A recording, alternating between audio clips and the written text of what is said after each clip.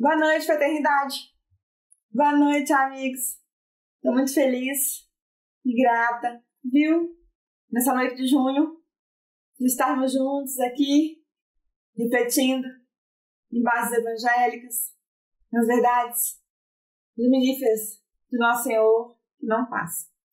O livro no qual nos baseamos hoje é uma obra magnífica, Palavras de Vida Eterna, do Emmanuel, pela psicografia do Chico, uma das obras complementares, subsidiárias da nossa codificação kardeciana. As obras de Franciscano Xavier, doutrinárias, são fantásticas e não passam.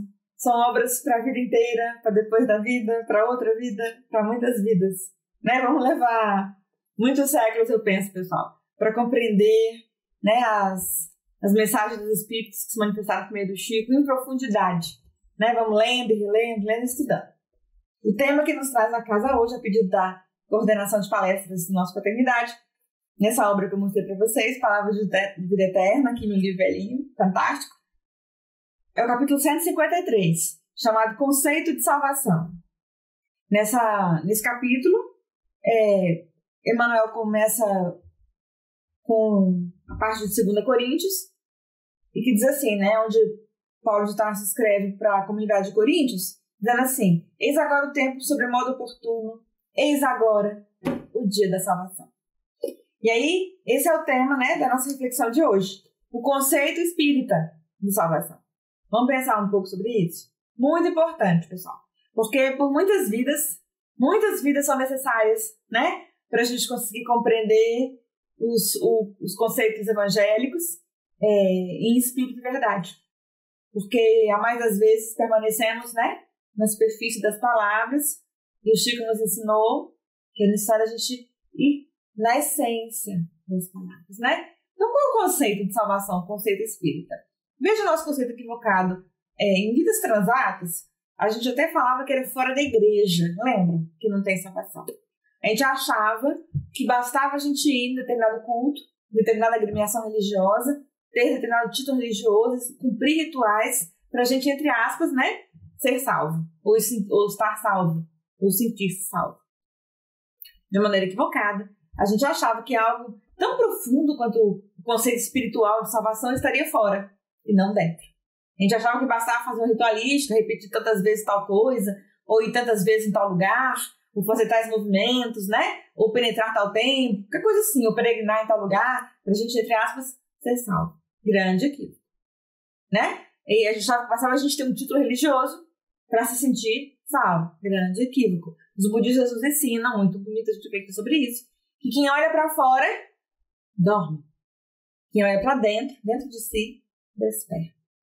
Então nós, os que queremos despertar, enfim, fraternidade, não queremos mais ser aqueles que dormem, aqueles elencados por André Luiz lá na obra Os Mensageiros, quando ele fica estarrecido, quando ele vê milhares de espíritos desencarnados dormindo, e esmalha uma alma superior, faz uma oração para ver se algum levanta daqueles milhares, e aí o mentor explica para ele que foram almas que permaneceram, quando encarnados, dormindo, e que desencarnados continuaram dormindo, Que é isso que acontece. Quando a gente morre, a gente continua sendo aquilo que a gente foi, que a gente é. Não muda, A natureza não dá saltos. Então, se passamos uma vida inteira achando que o nosso conceito de salvação estava fora, estava dentro da gente, ou seja, a gente passa o tempo todo dormindo, não desperto para as realidades do espírito. Porque espírito é o que somos, Passamos olhando para fora em vez de olhar para dentro da gente. Que conceito equivocado. Então, o conceito de espírito de salvação não é esse conceito equivocado, no qual nós tivemos muitas vidas. Que bastaria algo que a gente fizesse para a gente se salvar. É preciso a gente entender a primeira coisa. Emmanuel nos ajuda aqui na lição de maneira tão bonita. Qual é o conceito espírita de salvação? A gente entende, então, que a grande flâmula da salvação do nosso espiritismo, que é o nosso cristianismo redivivo, pessoal? O que o espiritismo é o cristianismo na revivescência da Era Nova, que se prepara para a Era do Espírito, o cristianismo com as luzes que nos foram trazidas pelos Espíritos, coordenados pelo próprio Espírito de Verdade, que é Jesus, para que a gente possa compreender as passagens que não ficaram claras no passado para a gente e compreendermos novas novos entendimentos que não nos foram dados, porque se somos ignorantes hoje, vocês imaginam que eram há 2000 anos, né? Absurdamente ignorantes das coisas do Espírito, não tinha condições, né, de Jesus falar. Como Jesus explicou lá para Nicodemos, que era tido como um doutor da lei, se ele não entendia, né, das coisas da terra, como é que poderia falar para ele das coisas do céu? Ou seja, se o doutor da lei não entendia nem o conceito básico, basilar de reencarnação, que foi esse foi o diálogo que está no Evangelho de Jesus com Nicodemos, quanto mais falar de outras coisas, né? Então, foram necessários 2000 anos, 20 séculos, para que pudéssemos compreender melhor, né? E em 1857, já completando aí 2000 anos, já perto, né? Um século e meio de se completar 2000 anos da descida gloriosa de Jesus. Eis que então, a pleia de espíritos luminosos, multitalares, coordenados pelo próprio Cristo, na condição do Espírito de verdade, nos trazem uma doutrina que é o Consolador, que Jesus nos prometeu, que nos consola para a eternidade. Flâmulo dessa doutrina, temos, fora da caridade, não há salvação. Daí a gente entende que o que nos salva é a caridade. De caritas, em grego, amor. Então é o amor que nos salva. Esse é o conceito espírita, então, de salvação. Salvação de quê, gente? Que salvação que é a salvação espírita? Né? Já que a gente resgata aqui na 2 Coríntios, que eis agora o dia da salvação. O dia é hoje, não é amanhã. Olha o valor do agora pra gente. Hoje é o dia da gente se salvar. E aprendemos com o Espiritismo que fora da caridade não há salvação. Ou seja, fora do amor, tá? Podemos entender, para ficar mais fácil pra gente, de maneira andragógica, caridade como amor. Na verdade, caridade é o amor movimentado. É o amor em ação. É o amor que se move, né? O amor é aquela energia que sai, exuda do nosso peito, na direção da nossa própria psicosfera, do nosso ser, avança do nosso ser psíquico e compõe a nossa psicosfera e vai na direção dos outros, né? O amor é aquilo que sai, é o sol de nossas almas, né? Que nós geramos como dínamos energéticos que somos. O amor há de ser, então, aquilo que se extrai de nós, que deve nos mover. Quando o amor é movimentado na direção do mundo, das outras criaturas, humanas e não humanas, das criaturas que estão na Terra, da vida na Terra, que se exprai na direção do universo, em ações beneméritas, benevolentes, ações construtivas, ações edificantes, esse amor movimentado, girando, é a caridade, né? Para ficar um conceito mais andragógico, no entendimento de que a andragogia é a pedagogia dos adultos, vamos entender então caridade como amor, para ficar mais fácil pra gente, né? Então a gente entende que fora do amor não tem salvação pra gente. Que tipo de salvação, né? Salvação de quê ou de quem? Seria, no conceito arquetípico, salvação de uma situação difícil, um Hades, um inferno, um apocalipse? Não, não é nada disso. Porque o apocalipse a gente vai entendendo com a região dos espíritos que é apenas um momento de transição, né? O momento que nós estamos passando agora. E todos estamos passando por ele, né? E o inferno aprendemos com Kardec, né? O inferno da arquetípico chamado Hades, que a gente compreende nas religiões tradicionais que seria um lugar, aprendemos com Kardec que não é um lugar, é um estado vibratório. E que estaríamos então no céu ou no inferno, a depender de onde colocamos o nosso teor vibratório. Onde botamos nosso coração para pulsar, esse é o nosso tesouro, né? Pessoal, então não quer dizer então, que não é que a gente morre e a gente vai pro céu. Ou a gente morre e a gente vai pro inferno. Não são lugares. Aprendemos lá na obra O Céu e o Inferno, que faz parte do Pentateuco Kardeciano, uma obra fantástica, que o céu e o inferno são estados vibratórios da alma. Então não é que a gente morre e vai, a gente morre e está. Porque é o lugar onde a gente se coloca, né? Como vibração. Então, a fora da caridade, minha salvação também não é de um lugar, é de uma energia, de um teor vibratório que o próprio ser gera para si. Então compreendemos o conceito, enfim, chegamos, né? No conceito de salvação espírita. A gente se salva não é de um lugar, não é de alguém. A gente se salva das escolhas equivocadas, né? Da energia densa que a gente mesmo provoca pra gente. Dos sofrimentos que a gente acarreia pra gente com as nossas escolhas infelizes. Quando a gente pensar, então, no conceito de salvação, né? Conceito de salvação espírita, não é salvação de um lugar, nem dos desafios da vida. Emmanuel explica aqui na lição que nós todos vamos enfrentar, como diz Joana de Ângeles, ninguém na Terra, pessoal, em regime de exceção, não tem uma pessoa na Terra que não esteja sendo desafiada vencer-se, a superar-se, a atravessar dias difíceis para o seu próprio crescimento, para a redenção da sua alma, entenderam? Então, assim, não é salvação de um lugar, salvação de si mesmo. Salvar-se a si, salvar-se a si mesmo. Esse é o convite dos Espíritos para nós. Salvar de quê? De escolhas infelizes, em primeiro lugar, né? Que nos coloca num patamar vibratório infeliz, onde ficamos mais sujeitos ainda à influenciação da nuvem de testemunhas que carregamos para nós. Se a gente se coloca num patamar de melhores escolhas, a vibração sobe, a nuvem de testemunhas que está à nossa volta pode até não ser feliz, mas não nos alcança com tanta intensidade. Mas se nos colocamos numa faixa vibratória infeliz, a chance de nos conectarmos com almas igualmente infelizes é muito grande, carregando prejuízos severos muitas vezes para nós, entenderam? Salvarmos de nós mesmos de escolhas moralmente inadequadas, inoportunas, entenderam? Que nos levam a consequências dolorosíssimas muitas vezes, né? Porque tudo na vida é regido por uma lei que é imutável de causa e efeito. E veja bem que não é uma ação que se confundisse com uma lei que é material, porque às vezes a gente confunde, né? Porque causa e efeito, ação e reação, a gente pensa que é a mesma causa e efeito newtoniana, por exemplo, né? Uma bola bate e volta. Não, não é isso não é uma lei da física. Causa e efeito é uma lei espiritual, que a gente semeia, a gente colhe. Agora veja a escola da natureza que Deus nos permite observar todos os dias, pessoal, para a gente aprender. Quando a gente planta, por exemplo, 1 grão de milho, quantos grãos de milho a gente colhe? Milhares de espigas, milhares de grãos e muitas espigas num pé de milho, certo? Então, a lei de causa e efeito significa que ao semear, nós vamos gerar muitas consequências, a depender do impacto da nossa escolha, da nossa decisão. E as consequências podem ser ruins, cuidado, presta atenção, ou boas, que bom, que feliz, né?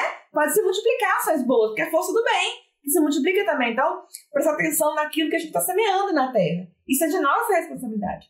Então, o conceito de salvação espírita se dá sempre pelo caminho do amor, pelas vias do amor, né? Então, amor no sentir, amor no pensar, para a gente se posicionar melhor na vida, amor no refletir, para a gente fazer melhores escolhas, amor no elaborar, no fazer. Não adianta também só pensar, né? Preciso fazer. Ora, mas também labora, por favor. E aí o amor deve nos guiar em tudo isso, para a gente se salvar de lugares infelizes onde a gente se coloca. A gente vai lá no Evangelho e vê, né? Das causas atuais e das causas anteriores das aflições. E os Espíritos nos alertam que, lamentavelmente, muitos dos sofrimentos e das dificuldades que a gente carrega para nós numa vida, na casa espírita até a gente queria, né, pessoal? Às vezes a gente fala assim, quando a gente aprendeu que a reencarnação é uma demonstração patente da justiça divina, é justo, né? É justo semeou, colher, né? Não é um ato, como eu expliquei para vocês, newtoniano, bate e volta, não é isso? Mas há uma semeadura, há uma colheita, e aí a gente vai, então, ceifar, natural, né? Dependendo do que a gente fez. Quando a gente aprende isso, a gente acha, então, que seria um ato contínuo, né? E nem sempre será, tá bom? Mas a gente compreende que a gente vai resgatando daquilo que a gente semeou e que isso é justo. Agora, semeie no bem. Então, aprenda a semear no bem. E vamos caminhando na incementação do amor. Vamos semeando amor, distribuindo amor, para que a nossa colheita seja cada vez mais florida. E o conceito de salvação, então?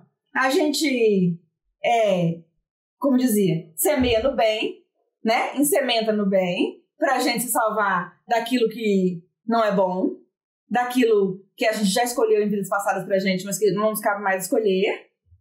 Atenção para isso. E aí vamos nos salvando dos caminhos que são infelizes, das escolhas infelizes que já carregamos para nós no passado, né? Vamos nos salvando disso. Esse é o conceito de salvação. Somente na esfera do amor. Então, o amor é o que nos salva, né? O amor é que conduz para nós a salvação de nós mesmos, de nossa alma. É só pelas vias do amor, né? O Gandhi dizia que a paz é o caminho. Eu aprendi que a paz é filha do amor. Então, é o amor o caminho. Como que a gente se salva de nós mesmos? Não é do outro, não é de ninguém, é de nós mesmos, tá? Vamos continuar enfrentando os desafios de todos os dias, as dores e as lutas, mas buscando enxergar de uma maneira diferente. De uma maneira amorosa para aquilo que chega. Diante daquilo que tudo que chega, como aprendizados, né, que Deus permite que chegue para nós. Porque no círculo das reencarnações, vamos colhendo daquilo que a gente sementou e vamos, então, avançando e salvando-nos de nós mesmos. Da criatura equivocada que já fomos, da criatura infeliz que já fomos, da criatura que já fez escolhas tão infelizes que não nos comporta mais fazer, né? Vamos salvando-nos de equívocos passados. Os espíritos falam lá, então, que, retomando o raciocínio, que quando a gente olha as dores e as lutas de uma vida, né? E aí, resgatando a reencarnação, às vezes a gente tende a achar que é tudo causa passada, né? Que o que está me doendo hoje é difícil a gente aceitar, né? Está me doendo hoje, está desafiando hoje, está dificultando hoje, está perturbando hoje, é causa passada, de vida passada. A gente tende a querer achar isso, né? Na casa espírita a gente pensa isso. Quando a gente descobre que a reencarnação é representação patente para a vida divina, a gente às vezes tende, né? Querer criar uma gestalt aí, um ato contínuo. É de vida passada. Não é. Quando os espíritos falam no Evangelho, então, para a gente concluir nosso raciocínio, que muitos dos desafios, eles falam que a maioria, inclusive, né, para a gente refletir de maneira dolorosa sobre isso, como nos dói, que a maioria das dificuldades que a gente fez foram carregadas por nós nessa vida mesmo. Nós trouxemos agora. Então a gente se salva dessa pessoa que age sem refletir, sem meditar, sem buscar a conexão, sem buscar algo, fraternidade, que nos ajuda muito, nos salva das escolhas infelizes que nós mesmos podemos fazer para nós, né? Nos salva muitas vezes do lado sombra que ainda habita em nós. Tudo bem, tem um lado sombra no seu coração, no meu, pois habitamos um orbe atrasado, viu, pessoal? Tudo bem reconhecer isso, mas não dá pra gente ficar leniente com isso.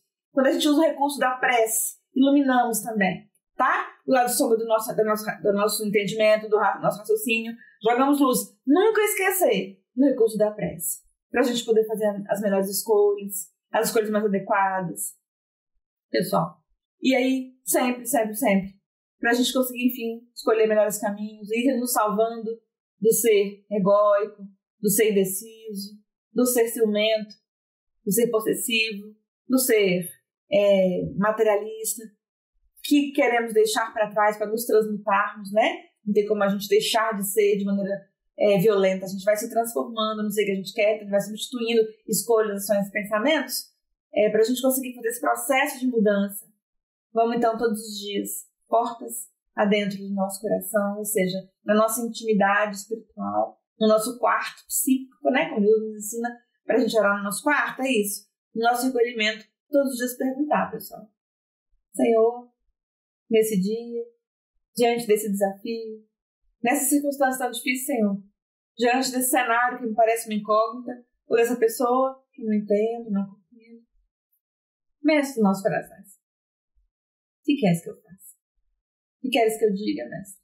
E acima de tudo, quem tu queres que eu seja? É assim, amigos, buscando o recurso da prece, buscando tocar a veste do mestre. Nós vamos nos iluminando o nosso entendimento, o nosso intelecto, o nosso raciocínio, jogando luz no lado sombra ainda que habita no nosso coração para a gente ir se transformando, nos transmutando numa criatura que agora quer aceitar, que quer ser aquele ser humano de primeira classe, que André Luiz nos convida a ser, né? Que não é o que está em tal lugar, ou nem que tem que tratar o título, mas que decidiu usar de amor, colocar o amor como bússola do próprio coração, compreendendo que fora do amor, fora da caridade, não tem salvação para nós.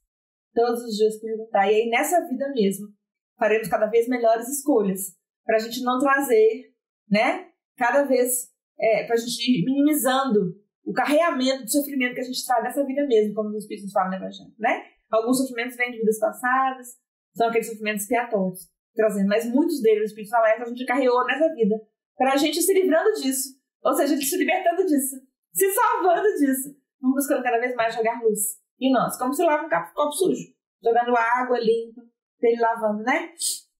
Aqui na obra, quando exemplifica a salvação, o Manuel fala, não foi assim? Que coisa linda, gente. Não foi assim que Pedro salvou-se da dúvida?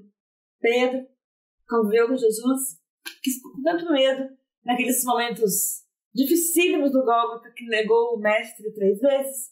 Como que ele se salvou de si mesmo, do ser que duvidava, para crescer em fé, né? Ele foi jogando luz nele, pediu a Jesus, Jesus o acolhe, né? No dia do Pentecostes ele se torna aquilo que Jesus tinha falado que ele seria, a pedra do cristianismo nascente, ou seja, lidera os irmãos, né? Os apóstolos, naquele trabalho apostolar magnífico, e cresce tanto em fé, esse trabalhador magnífico de Jesus, que de 3 vezes que ele houvera negado ao Cristo, um dia, já depois, né, do episódio do Gólgota, descendo as escadarias do templo. Lembra esse episódio? Que lindo, pra ver como que ele salvou-se de si mesmo, ou seja, como ele superou-se, né? Como que ele conseguiu vencer a si mesmo, salvar-se no conceito de Emmanuel aqui, é vencer-se. É vencer o lado sombra, vencer o lado ainda vicioso, vencer o lado que vacila, o lado dificultoso que anda em nós, pra gente seguir em frente, sendo a criatura maravilhosa que nós podemos ser, né? Pedro, aquele mesmo Pedro que havia temido, né, e negado ao Cristo 3 vezes, até ouviu o galo cantar e chorar, porque ele lembrou que Jesus falou que ele faria isso. Ele que havia convivido com Jesus, né? Esse mesmo Pedro, descendo no dia da escadaria do templo, vê ali um homem que era paralítico, e aí esse homem pedia ajuda na escada do templo, né? Vamos rememorar a passagem de Jesus do Evangelho pra gente poder ir na nossa alma e pensar também o quando a gente precisa se salvar, né? Daquilo que ainda vacila em nós, que ainda titubeia em nós, que ainda erra quando já poderia acertar, porque sabe muito. E aí, sem nos cristalizarmos no equívoco, avançarmos para nos melhorarmos, porque é assim mesmo. Os espíritos sabem que a gente vai errar, pessoal. Porque a gente habita um espírito atrasado, um pleno atrasado. Mas eles confiam em nós, que a gente vai conseguir se levantar. Jesus sempre confiou em nós, né? Olha pra gente na potência da pessoa que a gente não é, mas pode ser. Pedro, descendo a escadaria do templo, tem lá aquele homem paralítico que pedia ajuda na escada, né? Pedia uma esmola. E aí, o homem, quando pede ajuda para ele, né? Mesmo Pedro, que anteriormente havia negado a Cristo, havia crescido, salvado-se a si mesmo, superado-se infinitamente, né? Olha para ele e fala: eu de mim nada tenho. Mas ele não tinha mesmo, né? Ele havia aprendido a compartilhar tudo, inclusive dele mesmo, da carga política dele, do amor dele, da presença dele, do eu, né? Do self, como diz Joana dele. E aí ele vira pro Edith, né? Era paralítico, e fala: eu de mim mesmo nada tenho. Mas aquilo que eu recebi do meu mestre, isso eu te dou. Levanta e anda. E o paralítico levanta e anda. Ou seja, Pedro havia rompido em fé, crescido, tornou-se gigante, né? Na sedimentação, né? Daqueles primeiros minutos do cristianismo na Terra. Coisa linda, superou-se. Emmanuel cita aqui também na obra Paulo de Tarso. Paulo de Tarso também não salvou-se assim? De equivocado, sanguinário, fala assim, né? Paulo se torna o trabalhador magnífico de Jesus, né? Quando ele percebe-se equivocado, havia errado naqueles primeiros momentos ali, condenando, torturando os cristãos, quando ele se percebe na estrada de Damasco, equivocadíssimo, né? É quando ele se depara com a luz tão incomensurável que o cega. A luz é Jesus, pessoal, como dizer, né? Tu és, Senhor, a luz de nossos olhos, de nossa vida, a luz que alumia a terra inteira, o sol de nossas almas, Jesus. És tu, Senhor. Pode estar só se deparar com a luz magnífica, né? Chega fisicamente cegado, né? Para que pudesse realinhar ali mente, sentimentos, emoções, e retomar a caminhada dele vitorioso, salvando-se a si mesmo, salvou-se, né? Coisa linda, que é que ele fala: Senhor, o que queres que eu faça? É assim mesmo, tá, pessoal? Para a gente salvar, para nos salvarmos a nós mesmos, perguntemos para Jesus. Também nossa estrada de Damasco. Palmilhando nossa estrada, dificuldade, de onde vimos errando muito, mas caminhando em direção a acertar cada vez mais. Quando nos depararmos com a luz da verdade, que nos alumia a todos, cada um pegando a porção que consegue, paremos também e perguntamos para Jesus: Senhor, mestre amado de nossos corações, o que quer, Senhor, que eu faça? E agir na direção do que Jesus espera de nós é o que vai nos salvar. Nos salvar de nós mesmos, da criatura equivocada que já fomos, mas agora não nos cabe mais ser. Não nos comporta mais ser, pessoal. Queria encaminhar aí para o nosso encerramento, lembrando-nos a todos do momento em que Jesus resgata Talita, filha de Jairo, né, do estado de quase morte. Né, aquele momento da nossa história, a medicina era muito atrasada, não tinha como detectar estados, né, experiências de quase morte, não tinha como detectar estados catalépticos, nem situações em que o estado geral do corpo físico era de profundo adormecimento, como fosse o coma, né? Mas que a pessoa permanecia viva, que foi isso que aconteceu, né? Jesus jamais subverteria uma lei física. Mas ele fez algo que, na ciência da época, seria impossível. Ninguém conseguia trazer alguém de volta do coma, com a medicina ali ainda dando os primeiros tati-bitats, né? No momento em que, quando a gente olha de acordo com os parâmetros da medicina de hoje, nem existia, podemos dizer assim, né? O conhecimento era muito, muito empírico. Jesus aproxima-se então de Talita, né? Todos a tinham como morta já. Na casa dela já tinha até as carpideiras, né? Se preparando para cantar. E aí, carpideiras melhores cantavam na morte. Né? E aí, Jesus se aproxima dela. Que lindo! O que é salvar uma alma desse lugar, né? O resgate de Jesus para Talita, quando ele a busca, é de todos nós. Porque veja, ele vira para ela e fala, pega na mãozinha dela, né? Menina, e fala, Talita, come! O que significa? Em aramaico, Talita, levanta-se. É assim mesmo, aí se levanta, né? Para a alegria da família de Jairo e para a surpresa de todos que estavam ali, numa história que atravessa os séculos. Mas a fala de Jesus para Talita é uma fala muito simbólica, pessoal. Para salvarmos de nós mesmos, do estado natimorto, ou do estado adormecido, ou do estado comatoso, melhor falando, moralmente falando, ou do estado daqueles que dormem, como nos alerta André Luiz, né? Desconectados do que somos, do que é que devemos fazer aqui. Da verdade que ninguém está na vida para si. Nós viemos aqui para crescer, para sublimar sentimentos, para avançarmos moralmente, né? Então, o despertar de Talita é um despertar simbólico para todos nós. Jesus nos convida a todos, come, levanta-te.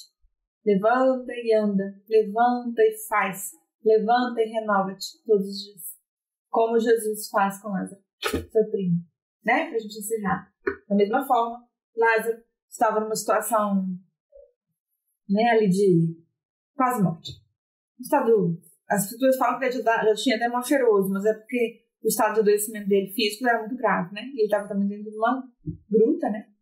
Mas ali era um estado, não sabemos se comatoso, com certeza, né? Mas se era cataléptico, né? Um estado comatoso, podemos entender como estado de coma, para o conhecimento de hoje, né? Da ciência. É um tênue fio ligando o espírito ao corpo. Né? E Jesus o convida a retomar, né? As forças físicas, a partir do influxo da maior alma que já pisou na terra do nosso governador planetário. Lázaro retoma os comandos físicos, né? Uma vez que o perispírito dele continuava conectado ao corpo, embora o profundo adoecimento que se mostrava ali naquele corpo físico, né?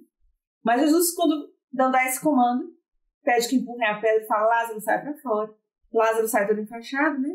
Para a surpresa de todos, que já o tinham como morto, os irmãos até choravam, achando que ele tinha morrido, todos sabiam que ele tinha morrido, no entendimento da época, né? Porque Jesus fala, desatai-o, ele estava todo enfaixado, né? E deixai-o ir.